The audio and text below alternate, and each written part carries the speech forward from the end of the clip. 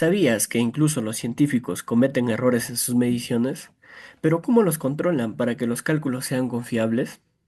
Mi nombre es José Villanueva y hoy te explicaré cómo identificar y minimizar los errores en las mediciones y cómo la notación científica nos ayuda a representar valores extremos de manera sencilla. Bien, ahora vamos a pasar a ver ya los errores en las medidas. Para ello nos vamos a hacer la siguiente pregunta. ¿Por qué ocurren los errores en las mediciones? Cada vez que medimos nosotros algo, hay una posibilidad de que esta medida no sea exacta. A esa posibilidad de que no sea exacta o que no sea exacta en sí, vamos a llamar nosotros que esa medición va a tener un margen de error. Y este margen de error puede deberse a fallos en el instrumento, en el método que realizamos al realizar dicha medición o incluso a nuestra propia percepción humana, ¿sí? Estos tipos de errores lo vamos a clasificar en tres. El primero, errores sistemáticos.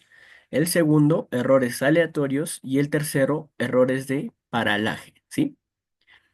Vamos a empezar hablando nosotros de los errores sistemáticos. Estos errores van a ocurrir cuando hay un problema constante en una medición. O sea que esta medición se repite, ese error se repite constantemente. Y este error puede deberse a defectos del instrumento, a una mala calibración o incluso a errores al yo realizar dicho procedimiento, ¿no? Ejemplos sencillos para poder entenderlo: una balanza mal calibrada que siempre va a marcar 100 gramos más de lo real. Entonces, ¿esto a qué se debe? A una mala calibración del instrumento, ¿no? En este caso de la balanza. Otro ejemplo sería un termómetro que siempre marca 2 grados por debajo de la temperatura real. Y por último, un reloj que se atrasa 5 minutos por día, ¿sí? Entonces, esto se debe más que todo a defectos de instrumento o mala calibración de los mismos o errores al realizar el procedimiento de medición. ¿Cómo puedo corregir?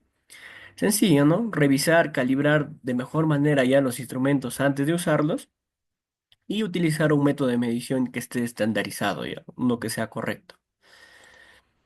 Bien, pasamos a hablar ahora de errores aleatorios. ¿Qué son los errores aleatorios? Estos errores van a ser impredecibles y que van a ocurrir debido a pequeñas variaciones inevitables en el proceso de medición. O sea, yo no puedo evitar estos errores, siempre lo voy a tener. Lo que voy a hacer es reducir los errores aleatorios, ¿sí? Entonces yo al momento de realizar una medición tengo que reducir este tipo de errores. No los puedo evitar, pero sí los puedo reducir. Van a afectar a cada medición de manera distinta, ¿sí? De manera distinta, no lo puedo predecir cómo van a afectar, ¿no? Algunos ejemplos de medición tengo. Imagínense que queremos medir el tiempo de reacción de una persona. Entonces, cada intento que yo realice, el experimento o la medición, va a variar un poco, ¿no?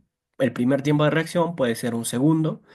El segundo intento, al realizar yo esa medición del tiempo de reacción, puede que lo haga en 3 segundos, puede tardar más, ¿sí? Otro ejemplo es cuando yo agarro una regla y me pongo a medir varias veces dicha distancia, ¿no? Voy a obtener resultados ligeramente distintos. Y esto de acá se puede deber a que en el primer intento agarro la regla en cierto punto, en el segundo puedo agarrar la regla un poco más a la derecha, en el tercero un poco más a la izquierda. Entonces siempre va a haber una pequeña variación en las medidas que yo realice, ¿sí? Entonces, ¿cómo puedo reducir? Puedo realizar varias mediciones y al final calcular un promedio, ¿sí? Para reducir ese margen de error que está habiendo en todas las mediciones. Si yo realizo una sola medición, puede que sea lo más precisa o puede que sea lo menos precisa. En cambio, si realizo varias mediciones y luego saco un promedio, ya estoy reduciendo bastante ese margen de error que puedo obtener, ¿sí? Y por último, los errores de paralaje. Estos de acá se van a producir cuando el observador no mire el instrumento de medición desde el ángulo correcto. ¿Qué quiere decir esto? Que cuando yo voy a tomar lectura del resultado que me arroja dicho instrumento, voy a mirar desde un ángulo equivocado. Por ejemplo, al leer la cantidad de agua de una probeta, voy a inclinar la probeta, en lugar de mirar a la altura correcta, voy a tener una mala medición. O otro ejemplo, en la misma probeta de agua, yo puedo mirarla desde más abajo de la altura del menisco de agua que se forma en la parte superior, y esto va a hacer que yo de repente vea un número superior al que verdaderamente está. Otro ejemplo claro que puede ser más familiar es al ver el velocímetro de un auto o de una moto, ¿no? Desde un lado, en lugar de mirarlo de frente. Entonces, si yo lo miro desde un lado, esto puede hacer que varíe la velocidad, ¿no? puedo percibir una velocidad yo diferente. Entonces, este error de paralaje es un claro ejemplo de error en la percepción humana. Entonces, yo lo estoy percibiendo de manera alterada, debido a que no miro desde el ángulo correcto, ¿sí? Entonces, ¿cómo puedo evitar este tipo de errores de paralaje? Pues lo voy a evitar simplemente observar desde un ángulo perpendicular a la escala del instrumento, ¿no? Por ejemplo, acá la persona se está ubicando por debajo de justamente donde se encuentra la medición. Entonces, este de acá va a ser un error, va a incurrir en un error. Pero si tú lo miras de manera perpendicular, cuando el agua se termine de llenar, justamente vas a ver en dónde está marcando el agua de manera correcta. Obviamente también vas a tener un pequeño margen de error, pero si lo miras de manera perpendicular, vas a ser lo más preciso o lo más exacto posible, ¿sí? Miren esos dos términos, son muy importantes para el tema de mediciones, exactitud y precisión. A continuación, nosotros vamos a entender la diferencia entre precisión y exactitud, ya que son términos diferentes, no son iguales. La precisión va a ser la capacidad de repetir la misma medida varias veces con resultados similares. Entonces, cada vez que yo realice la misma medición, me va a arrojar resultados similares. En cambio, la exactitud me va a medir qué tan cerca estoy tomando la medida del valor real. Imagínense que yo voy a tomar 1 metro de distancia. Yo ya sé que esa distancia vale 1 metro. Utilicé un instrumento para saber que vale 1 metro. Pero cuando yo vaya midiendo, yo puedo medir con una wincha, de repente una cinta métrica, puedo medir 1,5 m, puedo medir 98 centímetros, ir variando. Entonces, ese tipo de mediciones puedo clasificar como precisas o como exactas, o como imprecisas o como inexactas. Vamos a ver un ejemplo con dardos, ya que este me permite representar de manera clara la diferencia entre precisión y exactitud. El primer ejemplo vamos a ver de precisión, pero que no sea exacto, o sea, precisión sin exactitud. Este caso es cuando todos los dardos que tú lanzas van a caer uno cerca del otro. Están siendo precisos. Recuerden que la precisión es la capacidad de repetir la misma medida varias veces con resultados similares. Entonces, si yo lanzo los dardos y caen siempre cerca, estoy siendo preciso, pero caen lejos del centro. Entonces, no estoy cerca del valor real, entonces estoy siendo inexacto. Pueden observar esta imagen que está por acá, en la esquina superior derecha. Todos los dardos están bastante cerca, pero están lejos del punto central del blanco. Por lo tanto, estoy siendo preciso, porque están cayendo bastante cerca, pero estoy siendo inexacto debido a que no estoy cerca del valor que yo quiero, ¿no? Otro ejemplo es de exactitud sin precisión. O sea, voy a ser bastante exacto, pero no voy a tener precisión. O sea, voy a estar bien cerca del valor real. Por ejemplo, acá estoy cerca del punto central, pero los dardos me están cayendo dispersos, no me caen cerca. Por lo tanto, no estoy siendo preciso, pero sí estoy siendo exacto porque está cerca del blanco. Si cayera por acá fuera ya, eso quiere decir que no estoy siendo inexacto, ¿no? Ahora, vamos a ver un caso donde se cumpla tanto la precisión como la exactitud. Y va a ser justamente en esta imagen de acá, ¿no? Todos los dardos van a caer juntos y van a caer en el centro del blanco. Entonces acá sí estoy siendo preciso y estoy siendo exacto. ¿Cómo puedo mejorar la precisión y la exactitud cuando ya hablamos netamente en temas de medición? Pues utilizando mejores instrumentos, medir varias veces y promediar y seguir los métodos de mediciones correctos. Entonces, si yo realizo todas estas, puedo mejorar bastante tanto la precisión como la exactitud. Bien, ahora vamos a pasar a hablar de otro tema muy importante, la notación científica. ¿Qué es la notación científica? La notación científica es una forma de escribir números extremos. Cuando hablo de números extremos me refiero a números muy grandes o números muy pequeños, utilizando potencias de 10. Esto me va a facilitar bastante tanto su lectura como sus cálculos científicos. El formato general de una notación científica lo voy a representar de la siguiente manera. Un número A multiplicado por una potencia de 10. Y esa potencia de 10 yo lo voy a representar con un exponente n. Entonces yo diré que A va a ser un número que va a estar comprendido entre 1 y 10. Toma el 1, empieza desde 1, 1,2, 2, 3, 4, 5, 6, 7. Llega al 9, 9,2, 9,3, pero no toma al 10. ¿Sí? Y el n va a ser un exponente que me va a indicar cuántos lugares se mueve la coma decimal. Vamos a ver algunos ejemplos de notación científica. Tenemos dos casos, para números grandes y para números pequeños, ¿sí? Pero en ambos casos estamos viendo que son números extremos, son números bastante grandes o bastante pequeños, ¿sí? El primer ejemplo, la velocidad de la luz. La velocidad de la luz, yo sé que es 299.792.458 metros por segundo, un número bastante grande, pero yo lo puedo representar mediante la notación científica únicamente como 2.9979 por 10 a la 8 metros por segundo. Otro ejemplo, la distancia de la Tierra al Sol es 149.600.000 kilómetros, pero yo lo puedo reducir bastante toda esa expresión al representar mediante su notación científica, 1,496 por 10 a la 8 kilómetros, ¿sí? La masa de la Tierra, miren la cantidad de decimales que tiene, ¿no? La cantidad de cifras, perdón, que tiene, ya que la estoy expresando en kilogramos.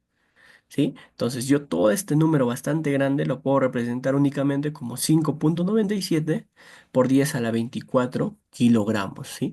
Vieron que se reduce bastante la forma de escribirlo y al momento yo también de operar, si quiero multiplicar este número con este número de acá, únicamente multiplicaría 2,9979 por 5,97 y multiplicaría 10 a la 8 por 10 a la 24, que me quedaría una potencia de 10 a la 32, ¿sí? Bases iguales, exponentes se suman. Si quisiera multiplicar los valores, claro, las unidades no las estoy topando, ¿sí? Ahora, para números pequeños, como yo esto puedo ver algunos ejemplos acá. El radio del átomo de hidrógeno es, por ejemplo, 0, una cierta cantidad de ceros, 53 metros, el radio de hidrógeno, hablando en metros, ¿no? Y esto de acá yo lo puedo representar como 5,3 por 10 a la menos 11 metros en su notación científica.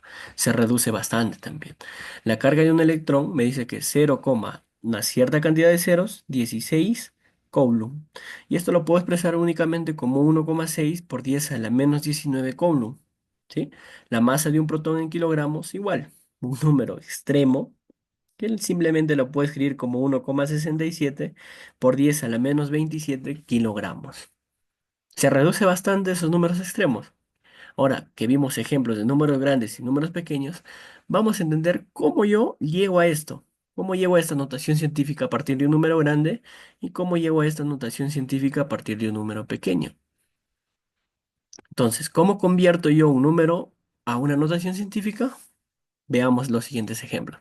Para número grande, imaginemos que tenemos el número 23.500.000, ubicamos la coma decimal después del primer dígito, ¿sí? La coma decimal después del primer dígito, en este caso es el 2. Entonces yo acá voy a ubicar mi coma. ¿Listo? Entonces me quedaría únicamente 2, y los números enteros que aparecen por acá, pues, ¿no? 2,35. 2,35. Ahora vamos a contar, cuando yo ubico acá 2,35, recordemos que la coma decimal está por acá, ¿no? Ya que es un número entero. Coma cero y algo, 0,00. Entonces esta coma de acá, yo la estoy corriendo hasta acá, 2,35. Entonces lo siguiente que voy a hacer yo es ver cuántos lugares estoy moviendo la coma. Empezamos desde acá, muevo uno, 2, 3, 4, 5, 6 y 7. Entonces he movido 7 lugares la coma. Por lo tanto, diré que este número va a ser 2,35 por 10 a la n, donde ese n es los lugares que muevo la coma. Entonces sería 7. 2,35 por 10 a la 7. El ejemplo número 2 para un número pequeño, yo tengo un número 0,00042. Ahora, lo que voy a hacer yo, la coma que está acá, lo voy a correr, pero hacia el lado derecho. Entonces voy a mover la coma hasta llegar a un número que va a estar entre 1 y 10. En este caso sería, si yo muevo la coma hasta antes del 4, sería 0,42. No está entre 1 y 10. Si yo lo muevo después del 4 es 4,2. Ese sí está entre 1 y 10. Entonces sería 4,2. Y luego voy a contar cuántos lugares estoy moviendo. 1, 2, 3, 4 y 5. Moví 5 lugares. Por lo tanto, voy a expresarlo como 4,2 por 10 a la 5, ¿cierto? Pero hay que tener cuidado acá. Cuando estamos hablando de números menores que 1, corremos la coma al lado derecho, el exponente siempre va a ser negativo. Por lo tanto, va a ser 4,2 por 10 a la menos 5. Si yo multiplico este número por 10 a la 7, voy a obtener el número que está acá. Y si yo divido 4.2, ya que recordemos que este exponente negativo hace que esto se vuelva 1/10 a la 5. Entonces, si el 4,2 lo divido entre 10 a la 5, voy a obtener el número que justamente está acá. ¿Sí? Espero que se haya comprendido estos dos ejemplos, ya que de esta manera yo encuentro la notación científica para números extremos tanto grandes como números extremos pequeños. Bien, entonces, ¿por qué es útil la notación científica? Porque me va a simplificar cálculos matemáticos, ya que yo al tenerlo escrito de manera más corta puedo multiplicar, puedo dividir esos números también utilizando mis leyes algebraicas, ¿no? Entonces me reduce a mí, me simplifica los cálculos matemáticos, me va a evitar errores al manejar las cifras tan grandes que tienen. Voy a evitar esos errores. O cifras pequeñas que tienen también. Voy a evitar esos errores de manejarlas, ¿sí? Y también es útil porque va a ser usado tanto en ciencia, en ingeniería y en tecnología. Hoy aprendiste sobre los errores en medición y cómo la notación científica nos ayuda a representar valores extremos de forma más sencilla. ¿Qué otro número grande o pequeño se te ocurre convertir a notación científica? Escríbelo acá abajo y lo resolveré en un próximo video. Si este video te ayudó, dale like y suscríbete. No olvides activar la campanita, también seguirme en mi canal de TikTok e Instagram para más contenido corto de física. Nos vemos en el próximo video.